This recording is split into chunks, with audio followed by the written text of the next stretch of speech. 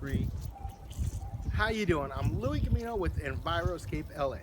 We're here in Southern California, Manhattan Beach, another one of our drip irrigation jobs.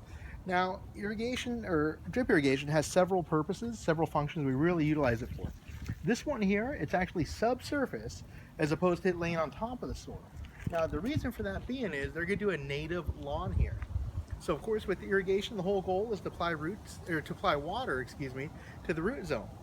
As you can tell here, through this grid of pipes that are spaced about every 12 inches, we have ran the Rainbird Copper Shield drip technology at 0.6 gallons per hour at 12-inch spacing.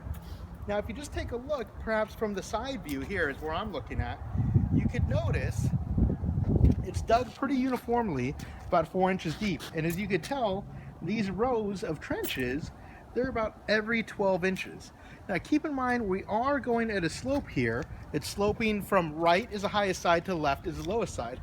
Now if you take a look down here at the bottom, which we call the toe or the bottom of the slope, you'll notice that these last three are spaced about 16 inches apart, almost 18 inches. Now why is that if we're going at 12 inches every spacing for the row above? Well, that's to allow for the natural slope to go ahead and drain off, and we won't have runoff going onto the concrete sidewalk, which would in effect be wasting water. With drip irrigation, the whole point is to help save water, and we're utilizing every single precious drop of that to the best of our capability. So it's very crucial if you have a slope to go ahead and space that bottom 30%. In this case, we have about 12 feet here, so the bottom 30% would be the bottom 4 feet, to go ahead and space out your drip tubing about 25% more than you did on top. So for our purposes, it's about 18 inches. Another important aspect of the drip irrigation, subsurface as well as on surface, is to have a clean out. Currently we have the zone open right now. If we notice this valve, this is in line with our exhaust header. We have a shut-off valve right here. I'm going to open this guy up. Right now it's flushing out clean water, but after about 6 months, a year, you'll actually notice kind of a chocolate brown tone to that water. That would signify any debris that's in the line. Or if you ever have a repair done or anything like that, you always want to have a point so you go ahead and clean that out. Now of course it's just going to sit right in there, and with that native lawn, it has a really tall fescue, they'll just go right over that. We have one more valve box up top, and this houses our air relief valve. So right now the zone is pressurized. We're going to push down on it. We're going to notice a flush of water. And what that does, it allows air to go ahead and enter the line once in the off position. Whenever we open up a valve, there's a quick back siphoning of air. Well, that will allow the air to escape at that point. You always put that at the highest part, and ideally on your exhaust header. We have the concrete there, so we couldn't put it right on the exhaust header, but it's pretty close, and it is on the highest part.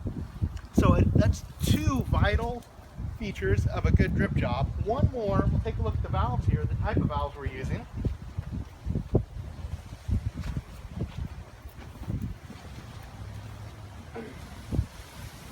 So these are our Rainbird valves with the pressure compensating filter on there. Now there's several different types of valves if you take a look when it comes to drip irrigation, and this is very important. If you notice the one on the right has that orange sticker on it that says LFV, well that's a low flow valve. Those are specifically designed to handle low flow applications. The one on the left there, that is a Rainbird valve as well, and that can handle higher rates of water flow for that matter.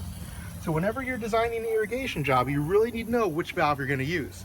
For our purposes for the lawn area, we're using, we're probably pushing 5 gallons per minute through there. So we're using the regular valve. For our planter area, we're going to probably do 2 to 3 gallons per minute, which is why we're using the low flow valve. So whenever you're designing it, you have to have all these different variables dialed in to ensure a long-lasting drip irrigation job. Those are just a couple tidbits on it. If you need more information, check out our website, enviroscapela.com. So when you think sustainability, think Enviroscape LA.